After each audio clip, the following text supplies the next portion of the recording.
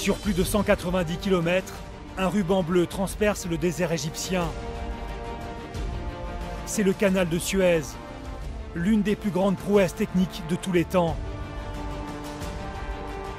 En séparant l'Afrique de l'Asie, cette voie artificielle a transformé le monde à jamais. Depuis le 19e siècle, elle permet aux bateaux de rejoindre la mer Méditerranée à la mer Rouge. Un raccourci considérable puisqu'ils n'ont plus à contourner l'Afrique. 18 000 navires l'empruntent chaque année. Ils rentrent sur l'une des voies navigables parmi les plus fréquentées de la planète. Quelques 700 millions de tonnes de marchandises y transitent.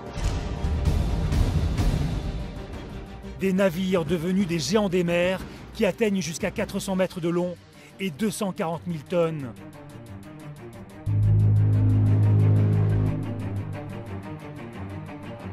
Nous vous raconterons comment le canal de Suez a évolué pour répondre aux exigences de la marine marchande. Suez, qui est une infrastructure du 19e, doit s'adapter à ces flottes totalement inimaginables, même pour Jules Verne au 19e siècle. Des bateaux tellement imposants que le canal, devenu trop étroit, empêche les navires de se croiser.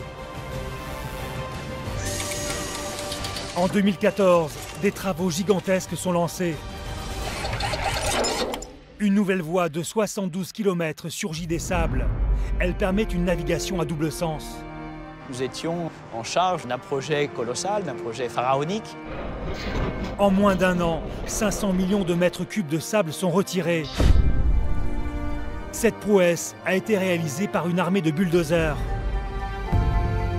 et de dragues géantes venues du monde entier. Avec des images 3D inédites, nous découvrirons comment fonctionnent ces aspirateurs des mers, des engins à la pointe de la technologie.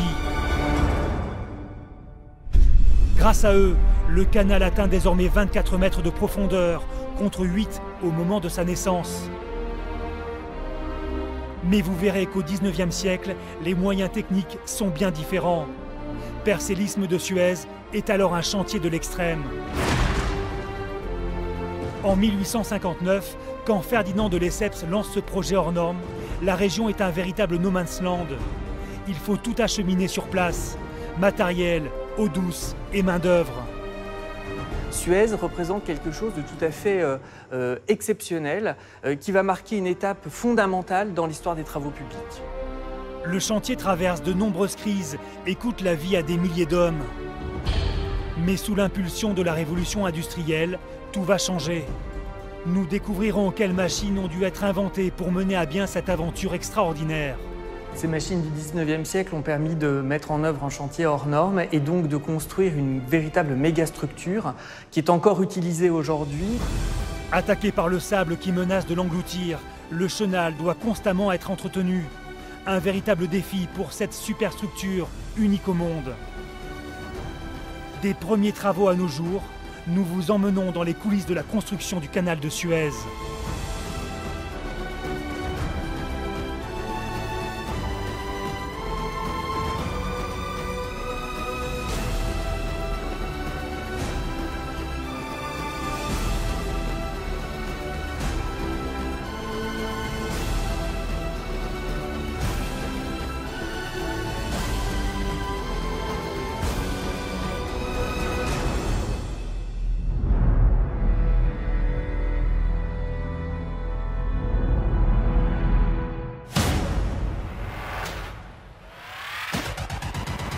En 2014, un chantier se déroule au beau milieu du désert égyptien, celui de l'extension du canal de Suez. Les travaux sont évidemment pharaoniques. Il faut creuser une deuxième voie de navigation, l'équivalent du volume de plus de 200 grandes pyramides de Khéops. Un pari fou, mais un pari tenu. Le nouveau canal de Suez est inauguré en grande pompe le 6 août 2015. Il fait la fierté des autorités égyptiennes. Élargi, approfondi, nettoyé, le chenal fait peau neuve. Ces images font le tour du monde. Des dizaines de responsables politiques étrangers se déplacent pour l'occasion. La voie d'eau représente un axe stratégique du commerce maritime mondial. Au programme de la cérémonie, Discours officiels, défilés militaires et parades aériennes. Pierre Catto se souvient de ce jour-là. Il était responsable du chantier pour une entreprise de dragage. À cette occasion, nous avons pu voir 2 navires se croiser juste devant la tribune officielle pour la première fois dans le canal de Suez. 2 navires côte à côte sur le canal de Suez, c'est une véritable révolution dans l'histoire de la mégastructure. Auparavant, la voie était trop étroite pour que 2 navires puissent se croiser, obligeant les bateaux à circuler alternativement. Grâce à cette nouvelle artère de 72 km, la navigation se fait désormais à double sens sur toute cette longueur. Un petit peu comme si vous aviez une route nationale et vous créiez une seconde voie pour créer une autoroute. Cette seconde voie de navigation permet de supprimer le système de convoi alterné sur une partie du canal de Suez. La durée du transit pour les bateaux passe de 18 à 11 heures. Celle du temps d'attente est réduite de 11 à 3 heures. Un gain de temps considérable qui permettrait de doubler la capacité maximale de trafic sur le canal. D'ici 2023, près de 100 bateaux pourraient l'emprunter chaque jour. Mais pour atteindre ces objectifs, des travaux titanesques sont nécessaires. Le chantier est organisé en 2 parties. D'un côté, la création d'une nouvelle voie de navigation de 35 km, parallèle au canal d'origine. De l'autre, l'élargissement et l'approfondissement de la voie historique sur 37 km, au niveau du Grand Lac Amer. Pour la première moitié du chantier, l'armée égyptienne est à l'œuvre. Elle s'attaque à des travaux de terrassement gigantesques. Une zone située à 24 mètres au-dessus du niveau de la mer. Sa mission, araser ce relief pour préparer le site aux futurs travaux d'approfondissement du nouveau canal. Bulldozers, scrappers, camions et bennes dégagent quelques 250 millions de mètres cubes de sable, de roches et de terre. Cette zone est ensuite inondée pour que les dragues puissent y flotter. Car il reste encore à retirer la même quantité de sable, mais cette fois située sous l'eau. Des engins à la pointe de la technologie sont mobilisés, comme la drague désagrégatrice.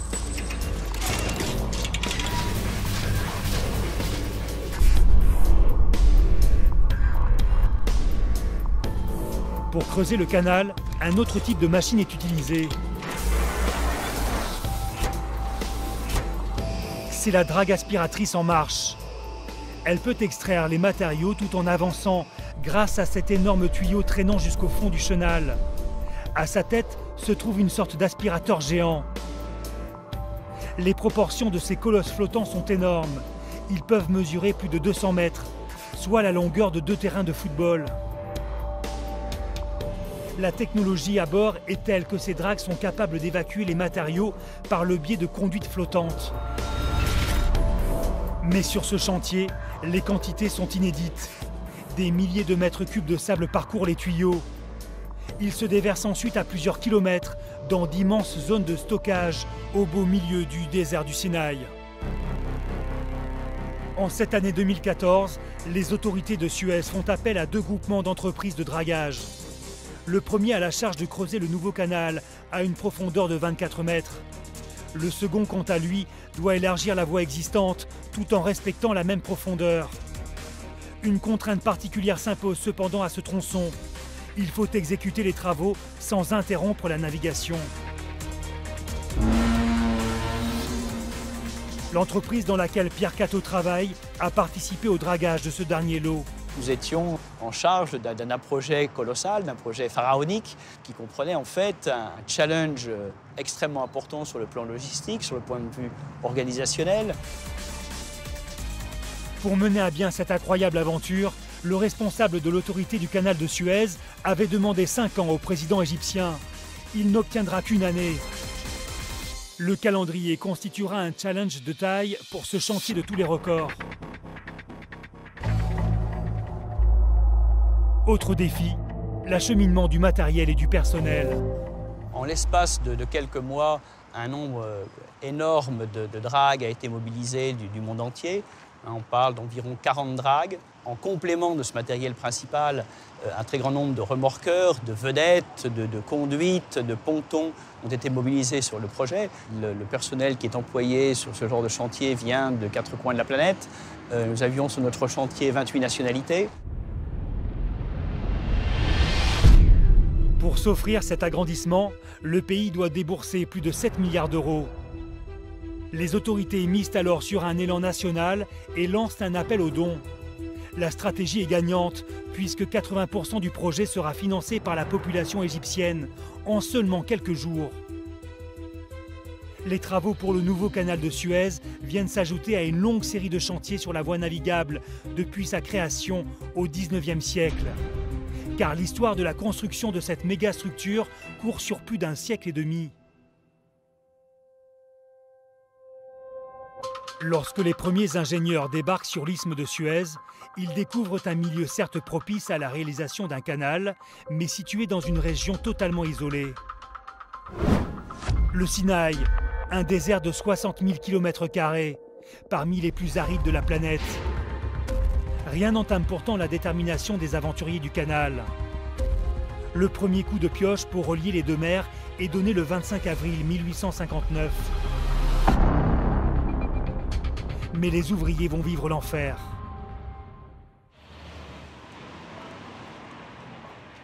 Thierry Chambol a supervisé de nombreux travaux maritimes au cours de sa carrière. Cet ingénieur nous décrit les conditions de travail de l'époque. Il travaille avec de l'eau jusqu'aux cuisses.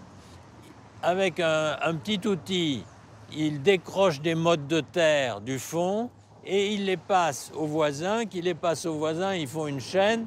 Et ils vont quand même réaliser 400 000 mètres cubes de déblais grâce à cette technique. Et on sent bien que ça n'est pas une technique qui pourra être prolongée longtemps. Le chantier manque cruellement de main-d'œuvre. Le projet est en danger. Où trouver des travailleurs qui creuseront le canal? Les autorités égyptiennes proposent de recourir au régime de la corvée. Caroline Piquet est maître de conférences à l'université de la Sorbonne. Elle a écrit un ouvrage de référence sur l'histoire du canal de Suez. La corvée est un système utilisé par les vice-rois en Égypte pour entretenir les canaux. Donc plusieurs paysans égyptiens, ce qu'on appelle les fellahs, sont mis à contribution pour cet entretien. Venus d'un peu partout en Égypte, près de 400 000 travailleurs forcés creuseront le canal dans des conditions extrêmes. Le chantier coûtera la vie à des milliers d'entre eux. La situation d'isolement du chantier dans un désert situé loin des sources d'approvisionnement et d'équipement pose rapidement problème. Ce sont des caravanes qui doivent tout acheminer sur place. Certains matériaux, comme le bois ou la pierre, sont totalement absents de la zone. Le transport du matériel est une autre grande préoccupation, puisqu'il faut faire venir ce matériel d'Europe. Il est ensuite débarqué à Alexandrie, mais ensuite il faut l'acheminer jusque dans l'isthme par chameau et puis par canot. Donc c'est extrêmement long, c'est coûteux. Il faut trouver une solution pour faciliter le transport du matériel. Les responsables du chantier décident alors de mettre en place un petit canal d'approvisionnement. Avec une largeur de 15 mètres et 2 mètres de profondeur, le chenal est un modèle réduit du canal définitif. Le creusement s'effectue d'abord à sec par les ouvriers. Dès qu'une certaine profondeur est atteinte, de l'eau y est déversée pour que les dragues, servant à élargir et approfondir la voie, puissent y flotter. Les déblais servent ensuite au remblayage des berges. 78 dragues sont construites spécialement pour le chantier du canal de Suez. Cette machine se caractérise par un puits central, le long duquel descend une chaîne à godets. Le godet le plus bas attaque le fond, se charge, puis remonte pour déverser son contenu dans les chalands. La drague à godet est devenue l'ancêtre d'une quantité d'engins de dragage.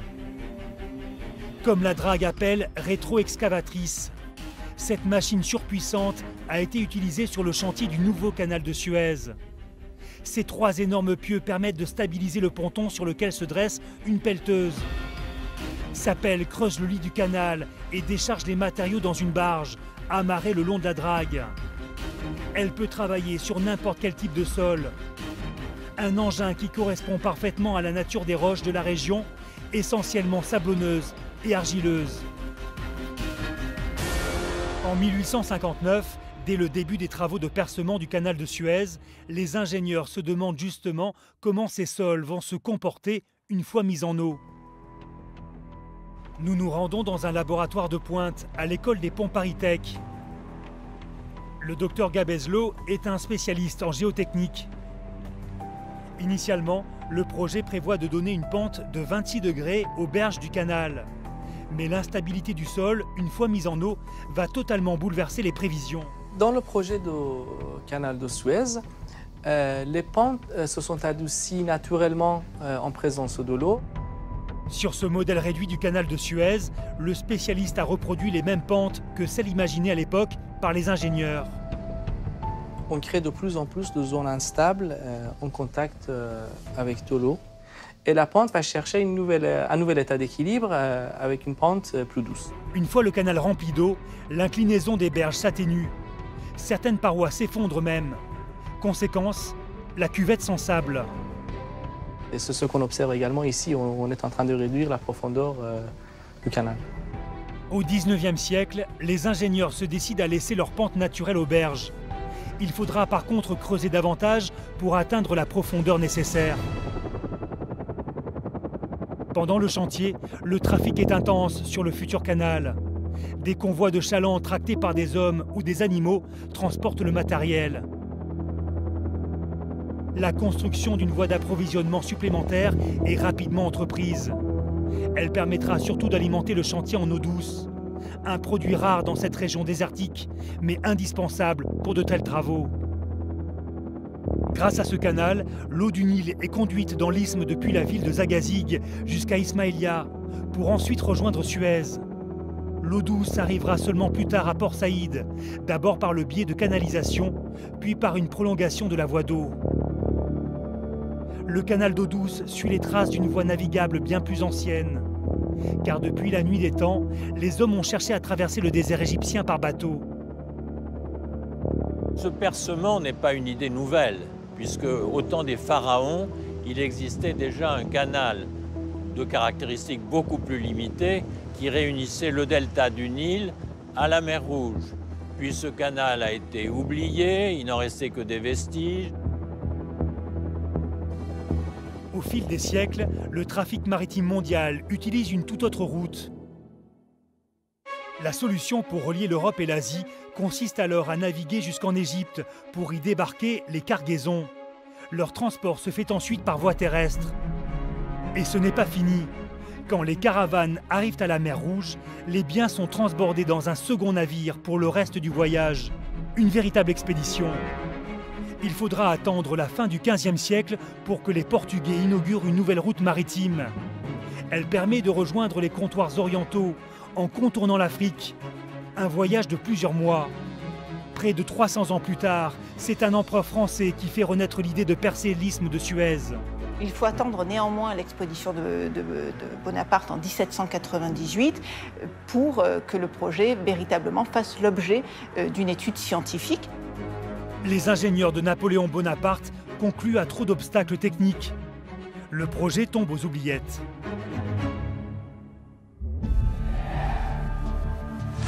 Au milieu du XIXe siècle, un ancien diplomate français s'obstine à croire en ce rêve fou. Il s'appelle Ferdinand de Lesseps. Pour Arnaud Ramière de Fortanier, cet homme va changer la face du monde. Alors d'abord, Ferdinand de Lesseps est un personnage énorme, j'allais dire presque monstrueux. C'est Jules Verne, c'est Eiffel, c'est Lesseps. Ce sont les grands travaux du XIXe siècle. Et on imagine mal à notre époque le changement d'échelle qu'a représenté l'intervention de ces gens-là. Ce personnage hors norme va concrétiser le projet de percement de l'isthme de Suez. En 1854, Ferdinand de Lesseps saisit la chance de sa vie à l'arrivée au pouvoir de son ami Mohamed Saïd Pacha. Ils se sont connus lors de la carrière du diplomate français en Égypte. Il persuade Mohamed Saïd Pacha de lui confier la construction du canal. Et c'est là que tout commence. Ferdinand de Lesseps obtient le pouvoir exclusif de percer un canal entre les deux mers. Il pourra ensuite l'exploiter pendant 99 ans. Mais sur son chantier, les travaux piétinent. Après 2 années, les ouvriers ne parviennent pas à retirer les volumes de sable nécessaires pour achever le canal. Il manque cruellement de machines. Pour vous donner un ordre de grandeur, le canal de Suez, au moment de sa création, représentait 70 millions de mètres cubes de déblais. 70 millions de mètres cubes qui ont été réalisés en 10 ans. Sur le chantier du nouveau canal, il a fallu moins de 2 mois pour retirer la même quantité.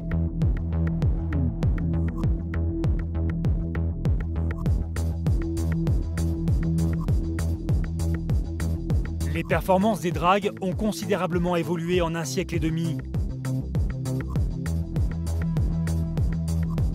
L'incroyable volume de déblais arrachés lors des derniers travaux d'élargissement en est la preuve. L'élargissement du canal de Suez a représenté 500 millions de mètres cubes, disons 250 millions de mètres cubes par dragage en l'espace de 10 mois. Donc en fait, on retrouve un facteur de plus de 100 entre, disons, la capacité d'excavation d'aujourd'hui et celle de l'époque. Mais pour atteindre les objectifs fixés d'excavation, le chantier a nécessité la mobilisation de 75% des dragues existantes, soit une quarantaine d'engins venus des 4 coins de la planète. Toutes ces dragues, bien entendu, travaillent 24 heures sur 24 et 7 jours sur 7, et de telle façon à effectuer les travaux dans le minimum de temps possible, compte tenu que la contrainte de temps était certainement extrêmement importante sur ce projet. Les dragues les plus performantes disposent aujourd'hui de pompes hydrauliques qui injectent de l'eau pour extraire les sédiments. Les dragues aspiratrices actuelles sont des engins d'une puissance incroyable et qui peuvent aspirer en 1 heure 10 000 mètres cubes de sable en place, ce qui aurait nécessité à sec 10 000 ouvriers. En son temps, Ferdinand de Lesseps aurait aimé pouvoir compter sur des machines aussi performantes, même si elles ont fait leur apparition sur le canal de Suez dès les années 30. De nos jours, disposant de capacités inimaginables, elles ont permis d'approfondir le canal de Suez.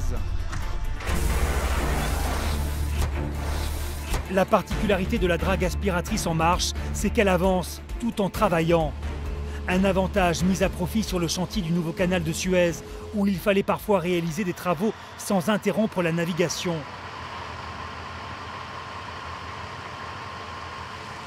Pour découvrir comment fonctionne cette machine, nous nous rendons à bord de l'un de ces mastodontes flottants. Il œuvre à la maintenance du chenal d'accès au port d'Anvers. Denis Edbert est ingénieur. En fait, la drague peut être comparée à un gros aspirateur flottant, un aspirateur des mers et des rivières. Et l'élingue sera le tuyau d'aspiration. L'élingue, c'est ce grand tube traînant le long de la coque et relié au système de pompage. Elle mesure ici près de 50 mètres. Sa tête ressemble à celle d'un monstre d'acier. Ça, c'est la crépine, la tête de dragage.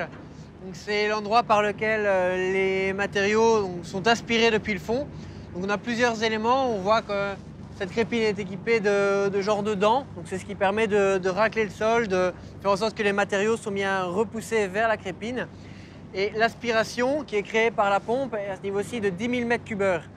Donc cette capacité d'aspiration mélangée avec l'impact des dents qui grattent le sol et également des injections d'eau qui nous permettent de mettre en suspension ces matériaux font que nous avons une quantité impressionnante de matériaux qui est directement envoyée vers le puits la drague par la pompe. La crépine fonctionne grâce à un système d'injection d'eau. Sa tête est mobile. De cette façon, elle peut s'adapter à l'inclinaison de la zone à draguer. Une première injection d'eau permet de mettre en mouvement les matériaux. Au niveau des dents, une deuxième injection décompose totalement les sédiments.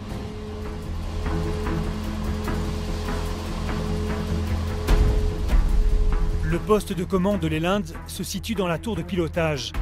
Le technicien qui en a la charge dispose de plusieurs écrans. Ils lui permettent d'avoir une vue sur la profondeur de la zone, le fonctionnement de l'élingue ou les indications des volumes dragués.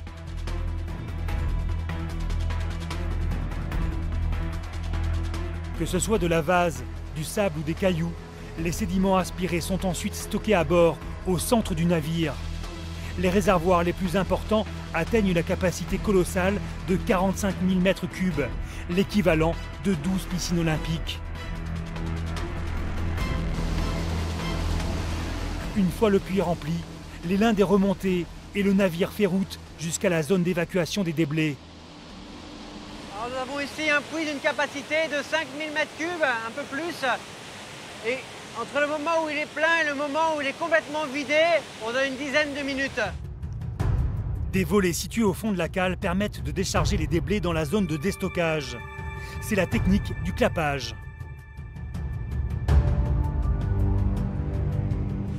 Et les jets que vous voyez, c'est de l'eau qu'on repompe, de l'eau propre qui nous permet de rincer le puits, qui permet de s'assurer que tous les sédiments sont bien évacués à l'endroit approprié.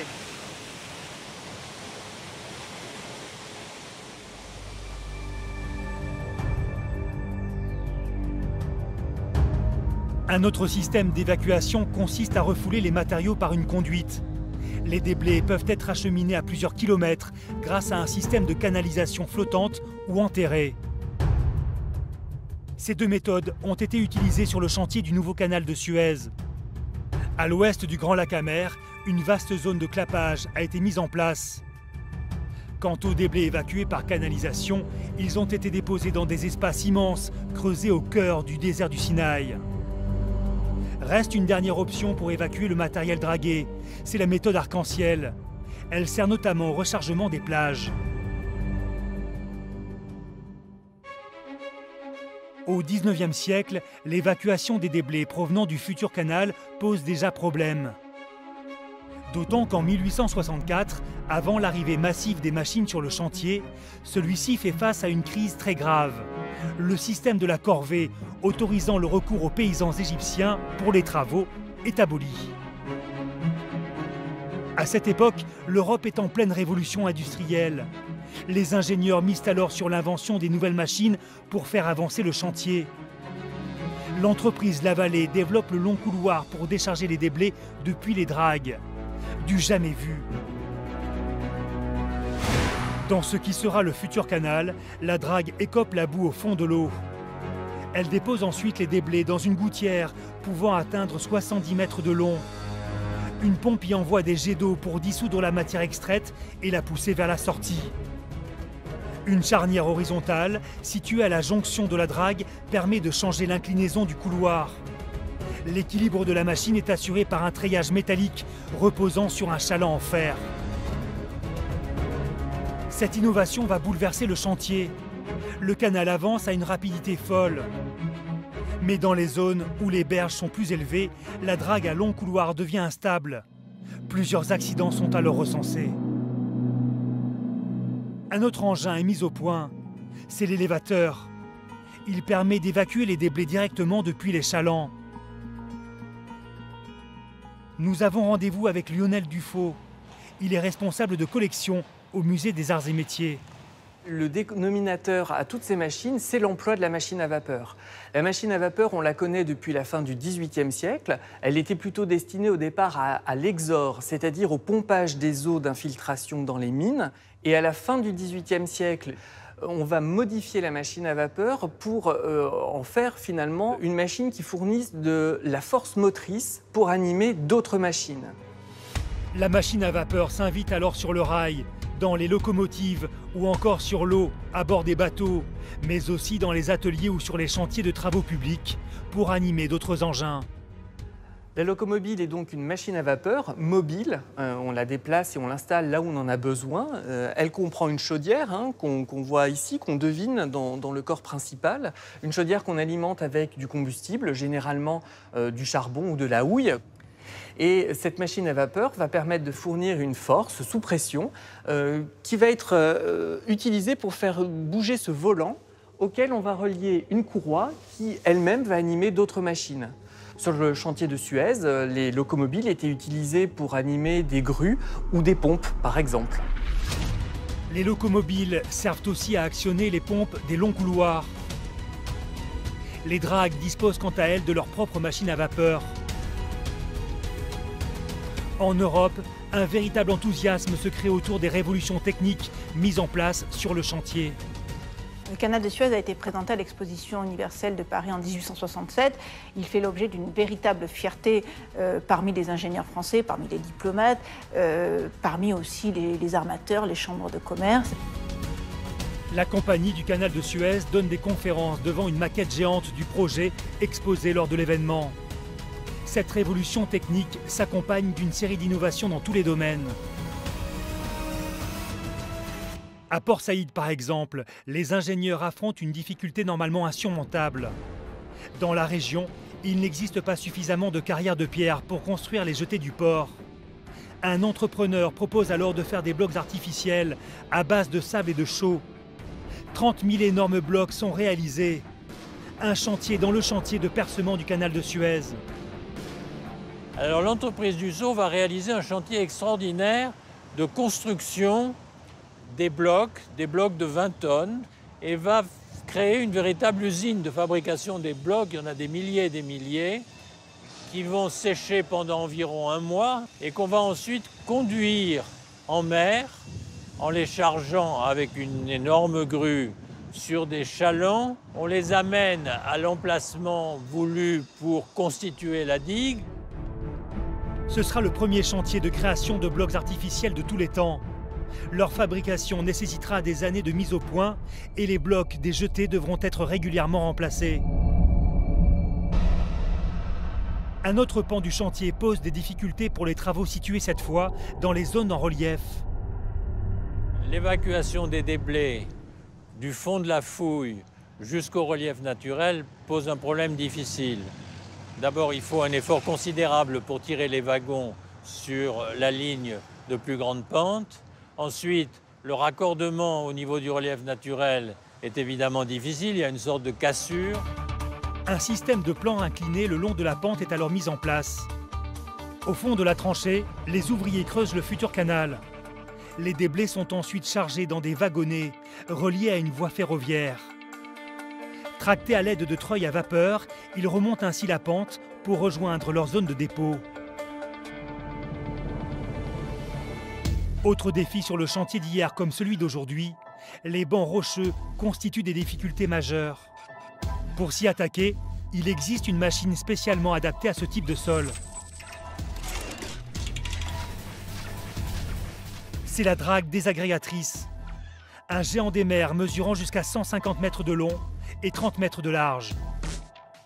La drague se positionne et se fixe au sol par l'intermédiaire d'immenses pieux. Elle tourne ensuite autour de cet axe à l'aide de treuils latéraux reliés à des ancres géantes.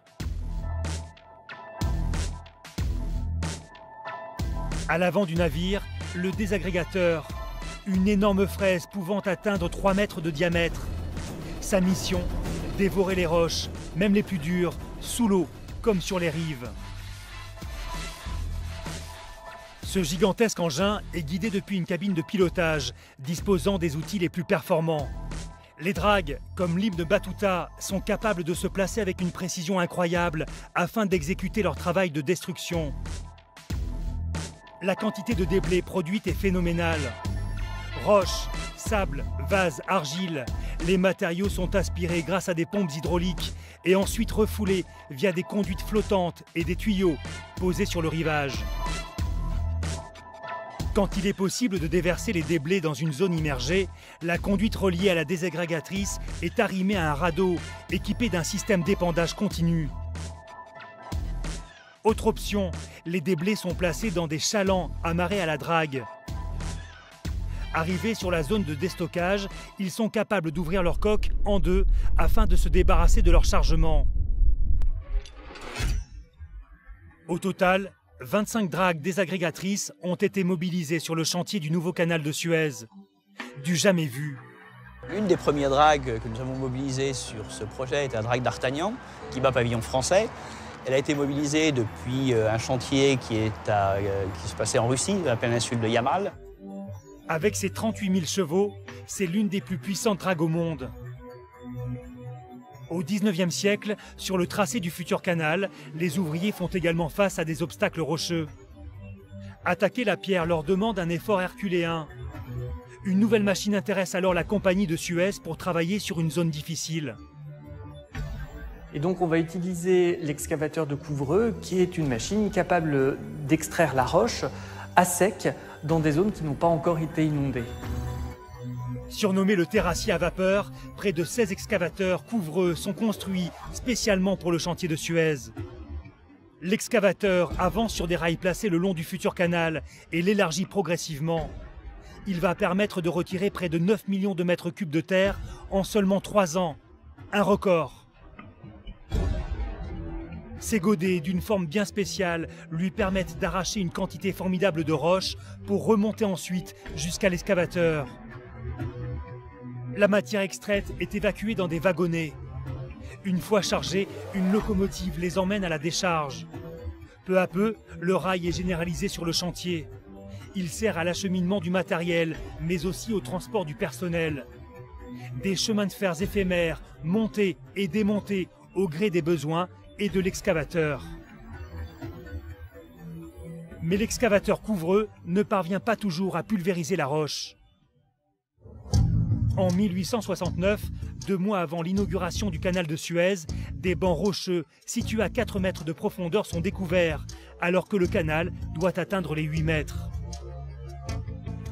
Donc il y a une pression sur les ingénieurs et sur les ouvriers qui est extraordinaire. Et ce déroquetage sous-marin, on ne sait pas très bien faire.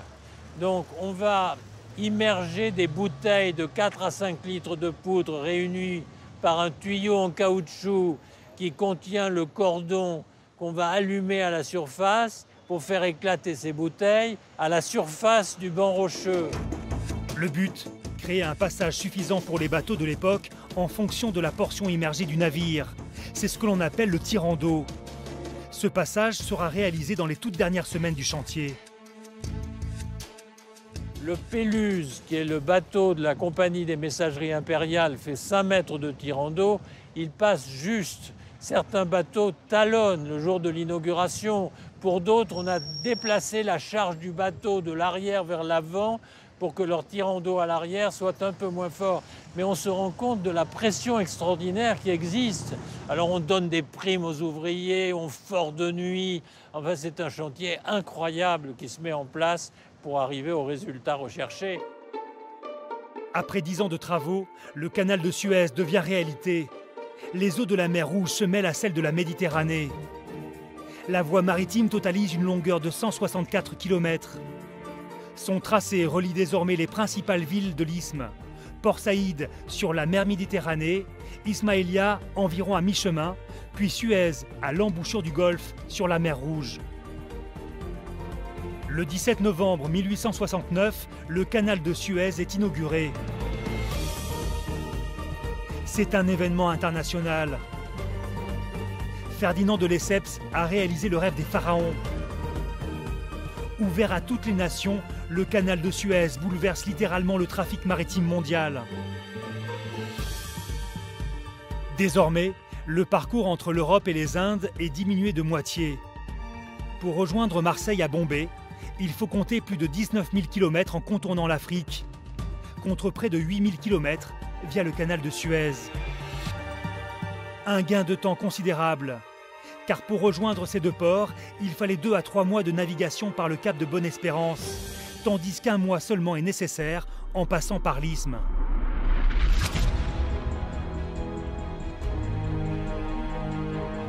Au début du XXe siècle, la compagnie du canal de Suez s'équipe d'un site industriel, les ateliers généraux, situés à Port-Fouad. Son chantier naval est alors à la pointe de la technologie. Ces ateliers fabriquent le matériel de la compagnie. Plus de 1000 ouvriers y travaillent.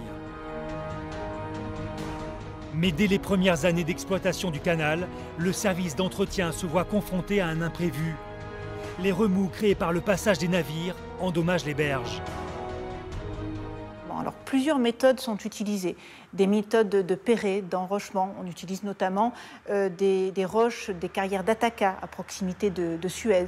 On utilise des revêtements maçonnés. Les résultats ne sont jamais très satisfaisants. Les berges s'effondrent régulièrement et la compagnie doit faire appel à des études plus scientifiques d'experts de laboratoires hydrauliques en France. Situé près de Grenoble, ce laboratoire d'hydraulique existe toujours aujourd'hui. Luc Ham est directeur technique maritime. On étudie ici toutes sortes d'aménagements liés à l'eau, sur modèle réduit.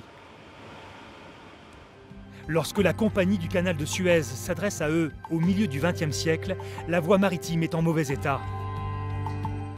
Environ 120 km de berges étaient dégradés sérieusement et à l'époque, les estimations au début des années 50 étaient d'environ d'1 milliard de francs par an de coûts de réparation de ces dégradations.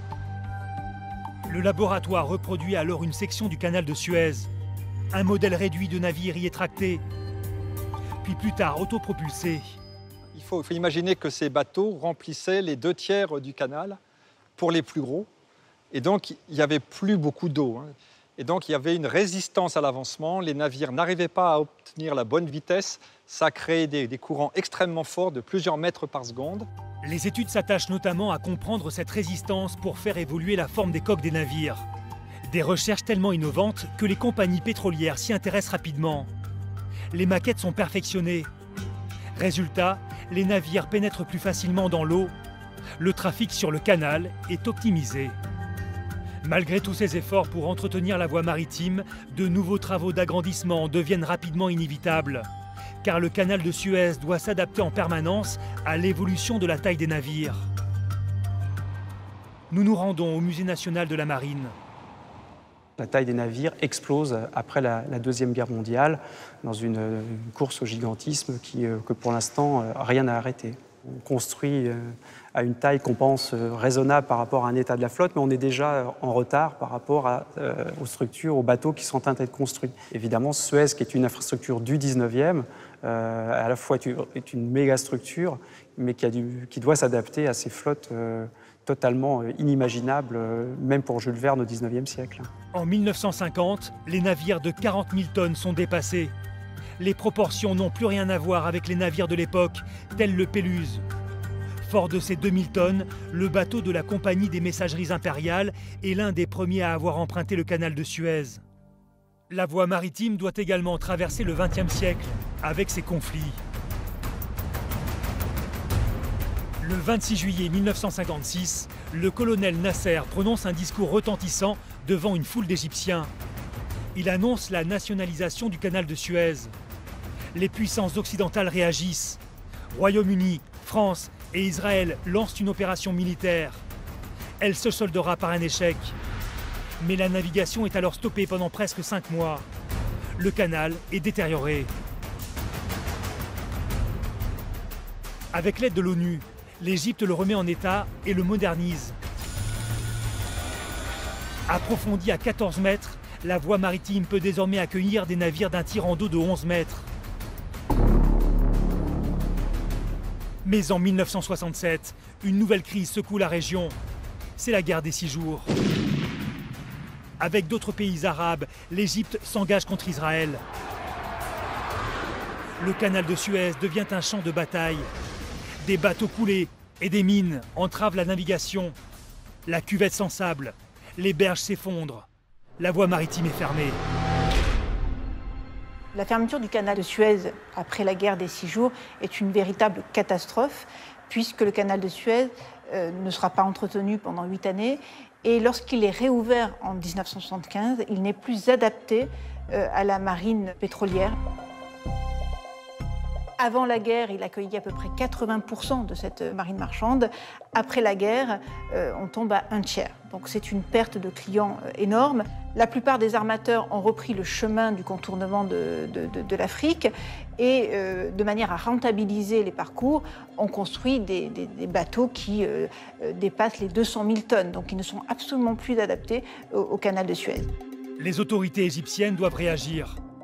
Un programme de remise en état et de modernisation est lancé grâce au concours de la communauté internationale. Désormais, le canal est élargi et doublé en 4 points pour permettre aux navires de se croiser. À la dérivation de Bala s'ajoute celle de Port Saïd et de Cabret, toutes deux en chantier depuis 1955. Enfin, au niveau du lac Timsa, une nouvelle dérivation s'étend sur 5 km. Un peu comme des bretelles d'autoroute, ces dérivations permettent aux bateaux de naviguer dans les 2 sens. Grâce à ces nouvelles dimensions, le canal peut recevoir des navires de 150 000 tonnes. Des bateaux devenus des géants des mers qu'il faut apprendre à dompter. Au centre de Port-Revel, situé en Isère, les pilotes et les capitaines s'entraînent à manœuvrer grâce à des modèles réduits. Ces mini-paquebots, porte-conteneurs, ferries ou pétroliers, longs d'une dizaine de mètres, peuvent transporter jusqu'à 2 personnes. Sur le lac de 5 hectares, toutes sortes d'infrastructures maritimes ont été reproduites, comme un tronçon du canal de Suez. Jean-Paul Jean-Jean est instructeur. Il forme ce matin 2 stagiaires au dépassement sur le canal de Suez. Une manœuvre normalement interdite. Ici, les erreurs peuvent être poussées au-delà des limites de sécurité. Une façon d'expérimenter les réactions des bateaux. Sur les canaux en général, quand il n'y a pas suffisamment de place ou quand les bateaux s'approchent trop près l'un de l'autre, ils prennent un risque. Il y a des forces qui se développent et qui font que les bateaux sont ou attirés ou repoussés. Et si c'est dans un canal, c'est plus étroit, ça peut donner des embardées, enfin des changements de direction involontaires que le capitaine ou le pilote ne peuvent pas prévoir et donc c'est dangereux. Les 2 bateaux sont parallèles, les 2 arrières sont proches, très proches. Et là, le risque, c'est que le Grenoble va s'échouer. Un danger décuplé à cause d'infrastructures maritimes souvent encombrées. Et où manœuvrent des bateaux toujours plus grands, plus rapides, mais pas assez puissants. Alors, les problèmes classiques des gros navires dans les canaux, dus à l'inertie des navires, ils sont de plus en plus difficiles à manœuvrer. Et ça veut dire qu'il faut anticiper toutes leurs réactions. Et pour anticiper leurs réactions, il faut les connaître et connaître les réactions du profil du canal, par exemple, ou des ports dans lesquels ils se rendent. Des pilotes et des capitaines qui apprennent désormais à manœuvrer des monstres atteignant 240 000 tonnes sur le canal de Suez. Car avec les derniers travaux de doublement, leur tirant d'eau est porté à plus de 20 mètres.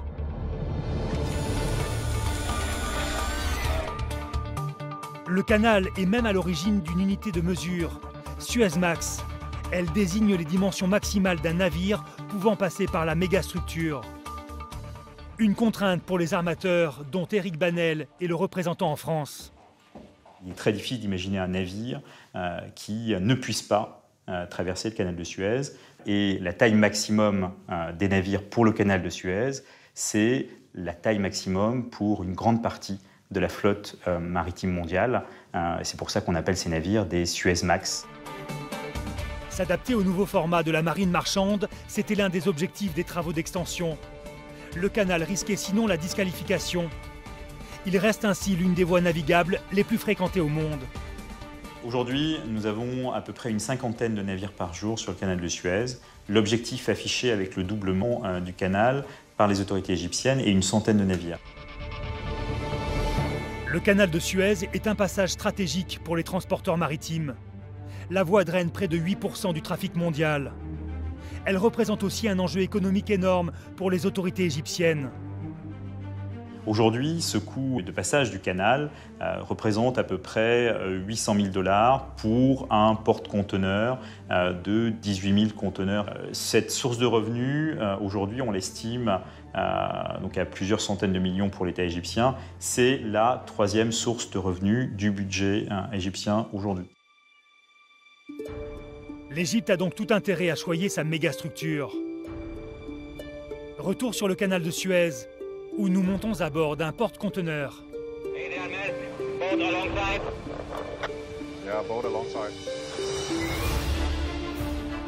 Max en est le capitaine.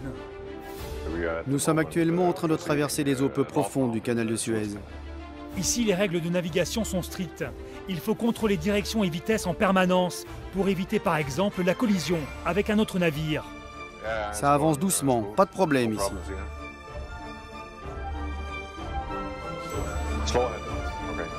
Un pilote de l'autorité du canal de Suez conseille le capitaine sur les manœuvres à effectuer, une mesure obligatoire.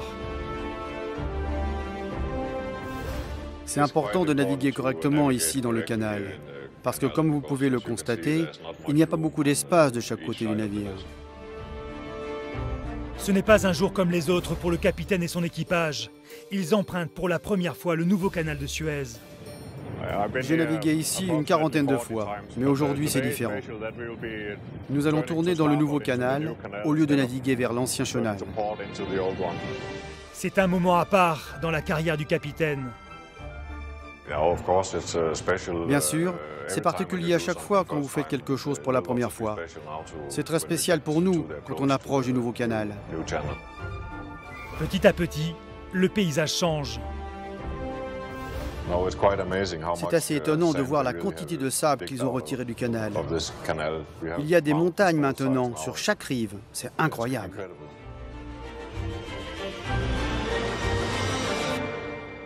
Le canal de Suez, véritable merveille du monde industriel, n'a pas fini de nous éblouir par ses innovations. Désormais à double voie, la mégastructure doit relever un autre défi, celui de son franchissement. Le nouveau canal a rendu obsolètes certaines infrastructures comme le pont routier et ferroviaire d'El Ferdan.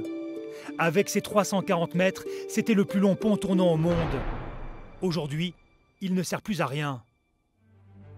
Pour traverser la double voie et désenclaver la région du Sinaï, plusieurs infrastructures vont voir le jour.